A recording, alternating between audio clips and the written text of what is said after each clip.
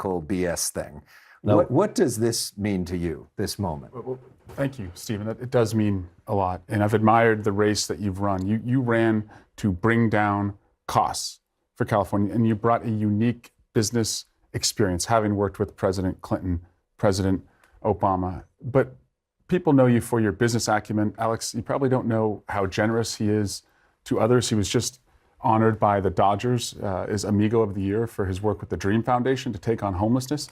But also, I heard from a third party, I didn't tell you this, but I was told by the farm workers that he has funded a crisis center for the farm workers who are being chased through the fields by ICE so that they can, address the legal costs and the worry around that. And so I look forward to drawing on, Stephen's experience as I take on bringing more housing to California, modernizing the state, and adding small businesses in our state. So you've traveled up and down the state. I have. You've talked to people for years now looking into this issue, right? And studying this issue. What's the most important lesson you learned from running for California governor? The most important lesson I've learned is really solidifying a place where I've grown up, and I made the right decision moving back home 5 years ago. California is a country, and it's the greatest state, not in the United States, it's the greatest place to live in the world. It's the most diverse, tip to tail state with over 200 languages spoken and cultures. And when I grew up here, we were the bully pulpit of the United States. And I know Eric will bring that back with his fight, because he's a fighter, he's a protector, and he's got these great attributes. And he grew up in Northern California, me in Southern California. And he understands, the way I say it in my words, being in the hospitality business, we're all customers and we need to get equal or greater value. And we have problems. It's serious.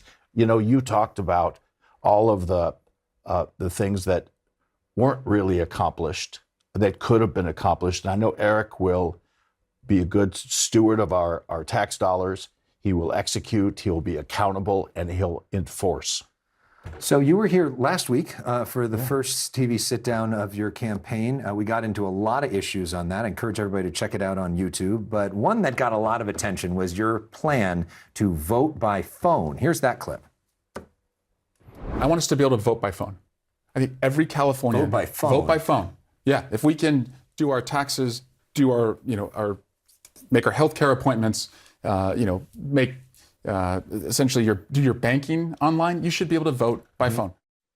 So there was a lot of reaction to that. Let's put up some of the reaction on X. This was from the White House account, President Trump's team. When President Trump talks about the importance of securing our elections because deranged Democrats like creepy Eric Swalwell think it's a good idea to vote by phone. Ron DeSantis, the governor of Florida, voting by phone, no. How ridiculous.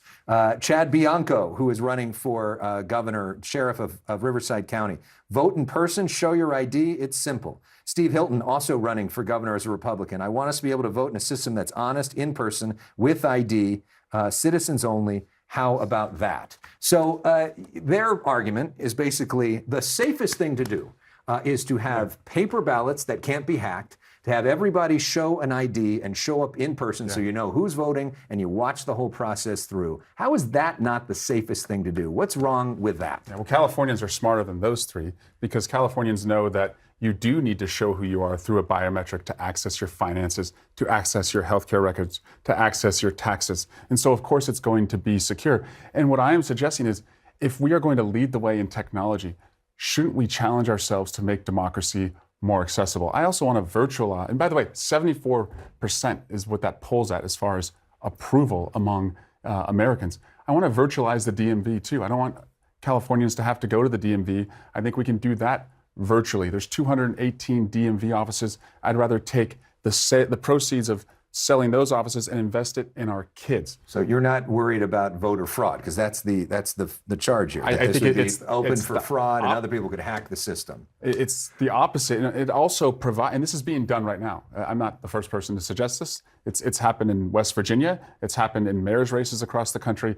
And there is a auditable backup trail to show if there was any compromise. And if people want to vote in person, they can still do that. Also, Alex, I'm going to fine every county for every minute that a voter has to wait in line beyond 30 minutes because your pizza should not come faster than you casting your ballot. Lastly, just to wrap things up with you two, it's Thanksgiving week. It is. What are you, in a sentence, maybe most grateful for? I am most grateful for the unbelievable children I have. Well said. And I'm grateful for a family who's supporting me to take on this fight for all Californians.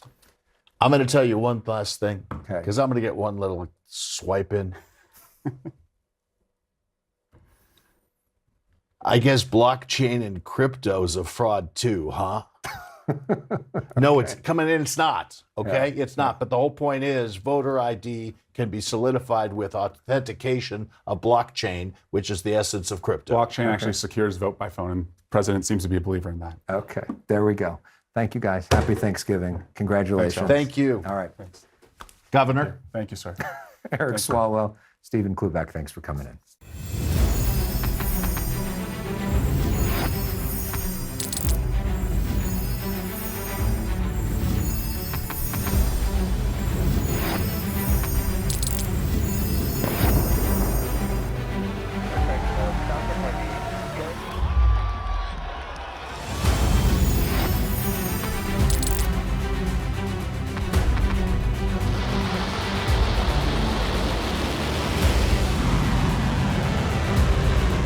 Been fighting so long and so hard that they don't know what the they're doing.